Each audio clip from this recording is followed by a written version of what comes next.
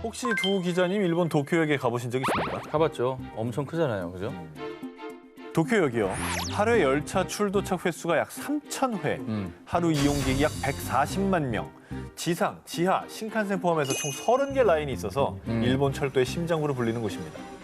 이번 특종은요, 수많은 인파로 북적이는 도쿄역에서 발견된 미스터리한 가방에 대한 얘기입니다. 2015년 5월 31일, 일본 도쿄역의 수화물 보관소. 한 직원이 한 달간 주인이 나타나지 않은 노란색 여행용 가방 속을 확인했습니다. 그런데 가방 속에 든 것은 다름 아닌 시신이었습니다. 에? 해당 가방은 약 한 달 전인 4월 26일 도쿄역 마루노우치 출구 방향에 잠기지 않은 물품 보관함에서 발견됐습니다.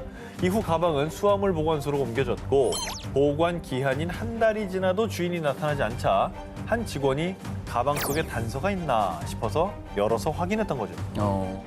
야, 근데 진짜 간이 크다. 그렇게 사람 많이 오가는 그곳에 그걸 들고 나타나다니. CCTV도 엄청 많을 텐데. 그러니까. 뭔 생각이지? 분명히 찍혔을 것 같은데. 경찰은 해당 시신의 신원 확인과 범인 수색을 위해 CCTV 영상 분석에 돌입한다고 전해졌고요. 특히 조사를 통해 가방 속 시신은 키가 약 140cm의 마른 체형에 틀니를 착용한 70에서 90대의 여성으로 추정됐습니다만 그러나 한 달간에 이미 시신의 부패가 진행된 상태로 시신의 신원 확인은 불가능했습니다. 그렇겠지. 그래도 아까 그 물품 보관함 위치도 그 출구 계단 바로 앞에 있더라고요. 그리고 그 하루 유동인구가 140만 명이면 증언도 엄청났을 것 같은데. 그러나 용의자를 봤다는 유력한 목격자는 결국 나타나지 않았다고 합니다. 그래도 음. CCTV. 아, 요즘에 CCTV가 발달돼서 진짜 사람이 어디서 어디까지 가는지 다 추적돼 나오더라고요. 사건 해결의 마지막 희망 CCTV를 분석해 본 결과 4월 26일 오전 8시에서 9시경 노란 가방을 보관함에 넣는 한 남성을 포착. 거봐요. 됐네. 나왔네. 됐네. 하지만 근데 CCTV 영상 속 해당 남성의 신원 파악 역시 실패하며 왜? 끝내 이 사건은 미제로 남게 됐습니다. 근데 이제 만약에 이게 살인 사건이라면 시신을 찾기 힘든 인적이 드문 산이나 이제 강에 유기하는 게 굉장히 흔한 케이스인데 그런데 대체 왜 누가 저렇게 큰 역 한가운데 있는 물품 보관함에 유기한 걸까요? 이런 의문은 들어요.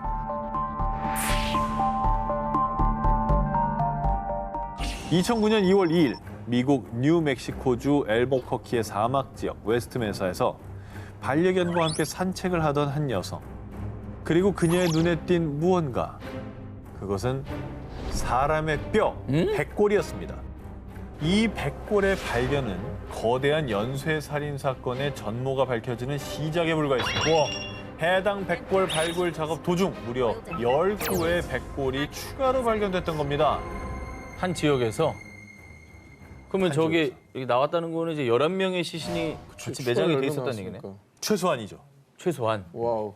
그리고 또 하나의 충격적인 사실.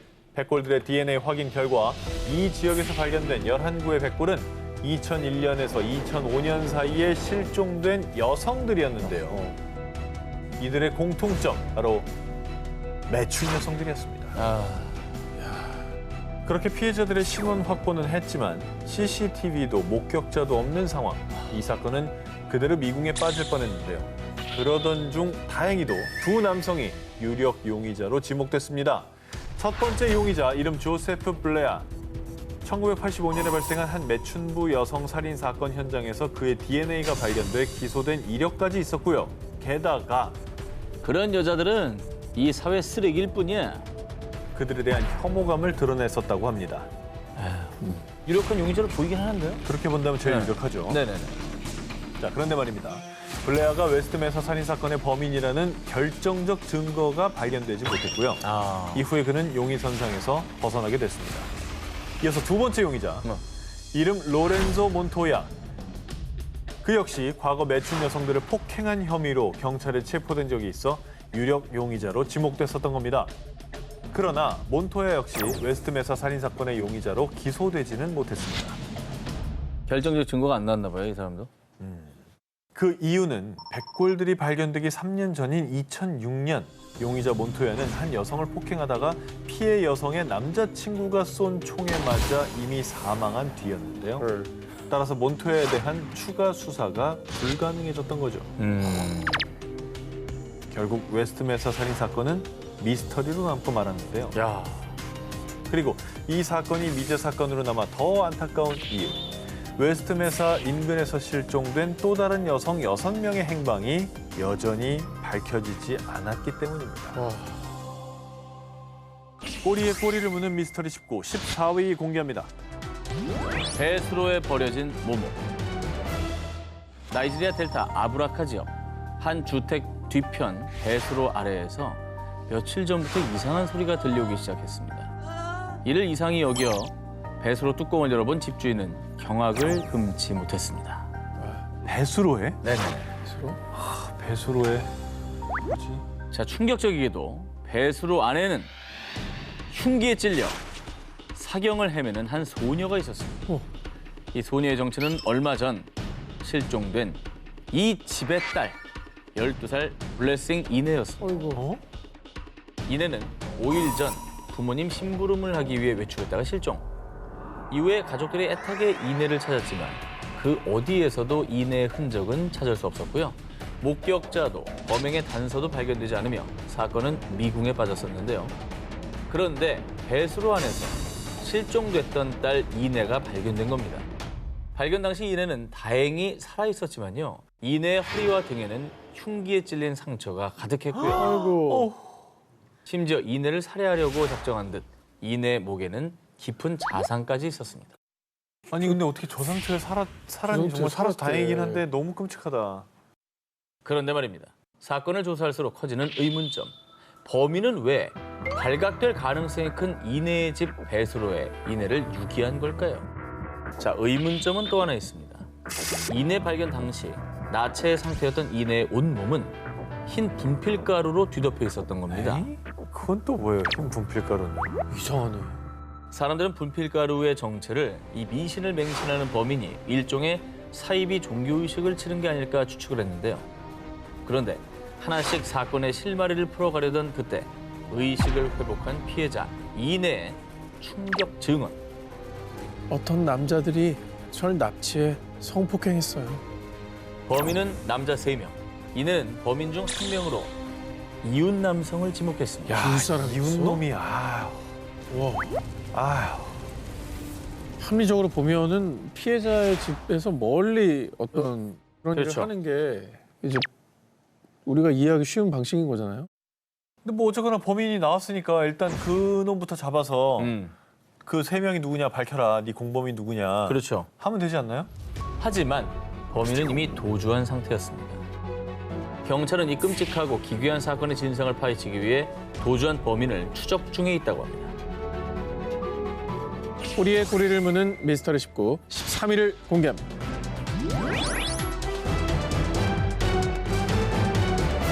(1970년 11월) 노르웨이 베르겐 이스다렌 계곡에서 불에 탄 여성의 시신이 발견됐는데요. 부검 결과 그녀의 사인은 일산화탄소 중독.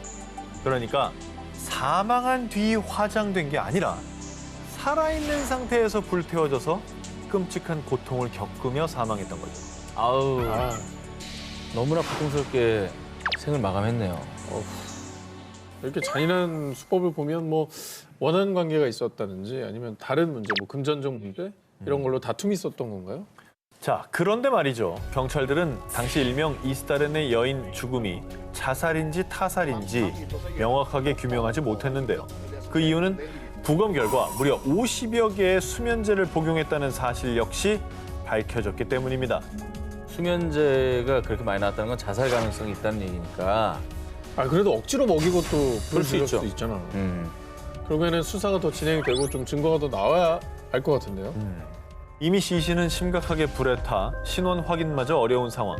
경찰들의 유일한 희망은 현장 주변에서 발견된 보석과 시계, 사망자가 입었던 것으로 보이는 옷 등의 유류품이었는데요.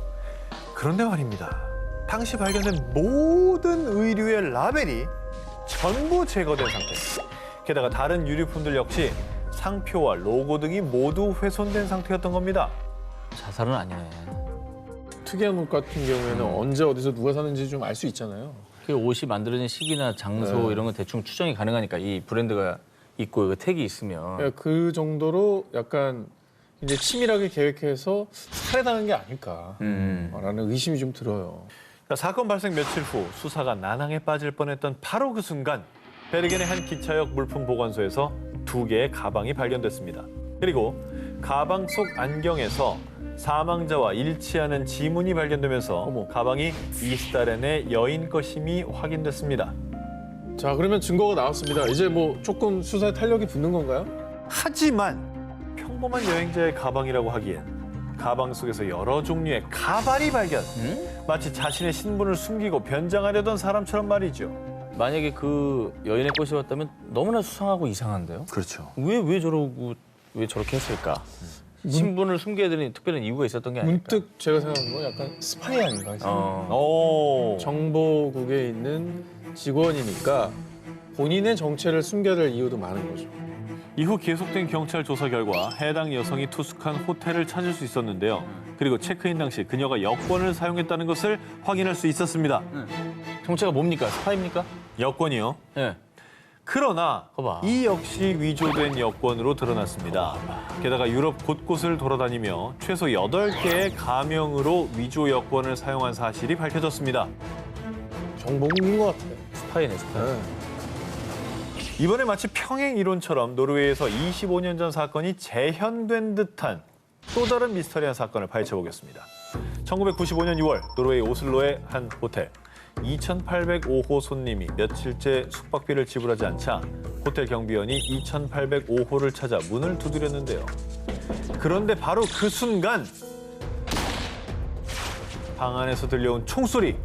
심상치 않은 사건이 벌어진 것을 직감한 호텔 측은 경찰에 신고했고요. 잠시 후 경찰이 현장에 도착했습니다. 총소리면 살인 사건인가요? 근데 살인 사건이면 문을 두드릴 때 일단 총소리가 들렸잖아요. 그럼 범인이 일단 안에 있거나 멀리 도망가지 못했을 것 같아요. 그런데 말입니다. 경찰이 도착했을 땐 2805호의 투숙객만이 사망한 채로 발견. 그리고 그녀의 손에 총이 들려져 있었는데요. 외부인의 침입 흔적이 없었다는 점에서 경찰은 그녀의 사인은 타살이 아닌 자살로 추정했습니다. 자, 정황상 자살로 보이긴 하지만 자꾸 합리적 의심, 그죠? 자살로 보이게 하려고 누군가가 작전을 짠 게 아닐까라는 그 의심이 자꾸 생기긴 하는데. 밀실 트릭이나 이런 거 쓸 수도 그렇죠. 있잖아. 자, 그런데 말입니다. 여러분, 제가 아까 이스타렌의 여인과 평행 이론이라고 말씀드렸죠. 지금부터 그 이유를 말씀드리겠습니다. 경찰은 사망자의 신원 파악을 위해 조사하던 중 충격적인 사실을 알게 되는데요. 마치 평행 이론처럼 2805호의 여인 역시 신분을 알 수 있을 만한 그 어떤 것도 발견되지 않았습니다. 그 이스타렌의 여인 말씀하셨는데 너무 그 케이스가 비슷한데요? 네.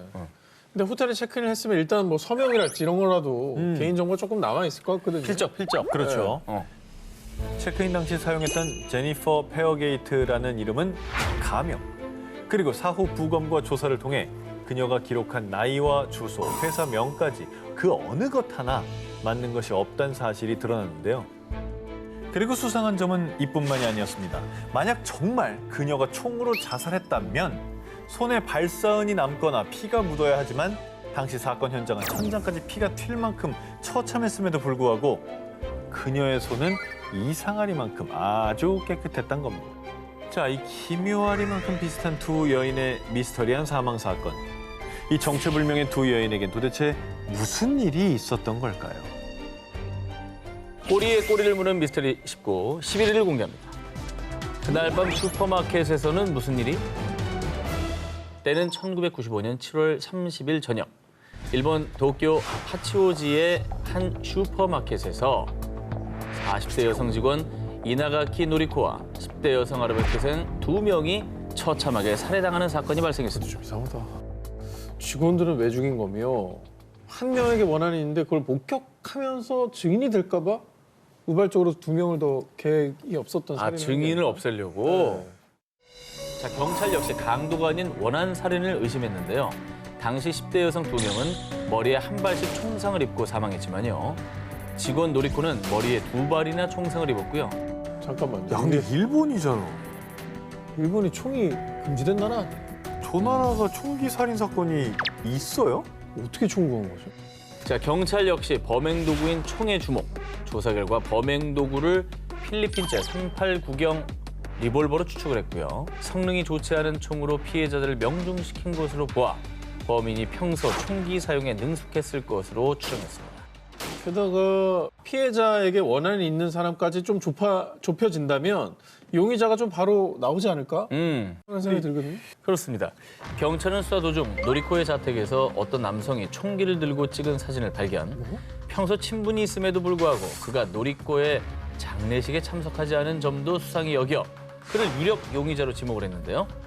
아니, 난 범인이 아니에요. 그때 친구랑 식사 중이었다고요. 야, 이렇게 되면 동기도 모르고 범인도 이제 오리무중이고 그렇죠. 완전히 미궁인데요. 자, 경찰은 이 사건을 해결하기 위해 20년 넘게 무려 19만 명의 인력을 투입. 여러 인물이 용의선상에 올라 지문과 DNA 조사를 했지만요. 범인 검거에 실패. 아직도 그날 밤 슈퍼마켓에서 무슨 일이 있었는지, 누가 대체 왜 피해자들을 살해한 건지 의문을 풀지 못한 채 사건은 26년째 장기 미제 사건으로 남아 있습니다. 1979년 5월 23일 일본 교토 나가오카 교시 직장 동료 사이인 아카시 에이코와 미즈노 케이코는 함께 고사리를 캐기 위해 야산으로 향했지만 그 뒤로 돌아오지 못했습니다.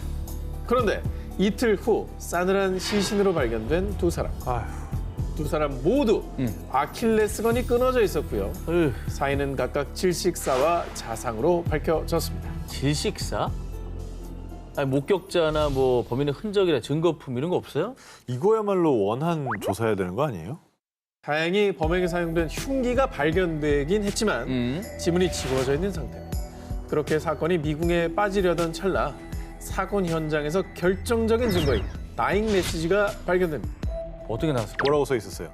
자, 사망한 아카시의 옷에서 발견된 영수증에 연필로 쫓기고 있어요. 도와주세요. 이 남자 나쁜 사람이라는 메시지가 쓰여 있었는데요. 명확하게 써놨네. 자, 그런데 안타깝게도 인상착이나 범인을 특정할 만한 구체적인 내용이 없던 데다 더 이상한 점은 사건 현장 인근에서 메모를 작성한 것으로 보이는 연필심은 발견됐지만 연필은 발견되지 않는 등 다행 메시지가 사건 해결에 도움이 되진 못했습니다. 아니죠. 한 가지는 분명한 거지. 저렇게 뭐죠? 썼다는 거는 저 사람들이 모르는 사람이란 뜻이에요. 단독범 소행이라는 거 아닙니까? 뭐 사람들 뭐 이런 게 아니니까. 자, 그런데 말이죠. 시신에서 사건을 해결할 만한 결정적 단서가 또다시 발견됐는데요. 두 피해자들에게서 범인의 것으로 추정되는 책과 채모가 발견된 겁니다. 아니, 책하고 채모 나왔으면은 DNA. 바로 나오는 거 아니에요? DNA DNA 죠, 검사하면? DNA. 네. 안타깝게도 그 당시 기술로는 정확한 DNA를 알아낼 수 없었고요. 다만 혈액형 A형 혹은 O형이라는 사실을 알아냈지만 그 이상의 증거를 찾지 못해 범인을 검거할 수는 없었습니다. 그런데 1년 전에 그 산에서 고사리를 캐고 있었는데 칼을 든 남자가 말을 걸어왔었어요. 자, 사건 발생 1년 전 범인으로 의심되는 수상한 남성을 본 목격자가 등장.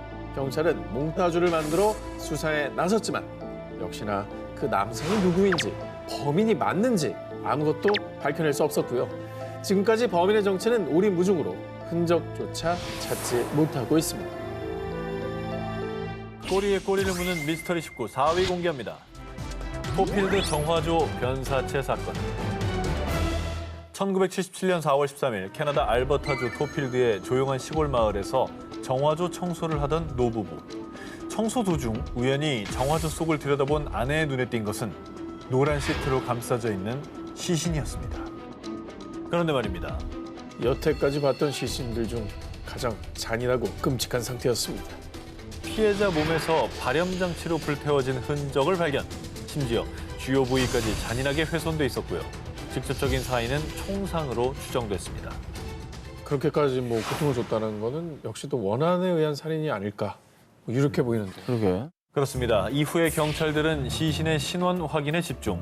하지만 시신이 너무 부패해서인지 1976년에서 77년 사이에 사망한 20대 중반에서 30대 초반의 백인 남성으로 추정할 뿐 정확한 신원을 확인할 수는 없었는데요.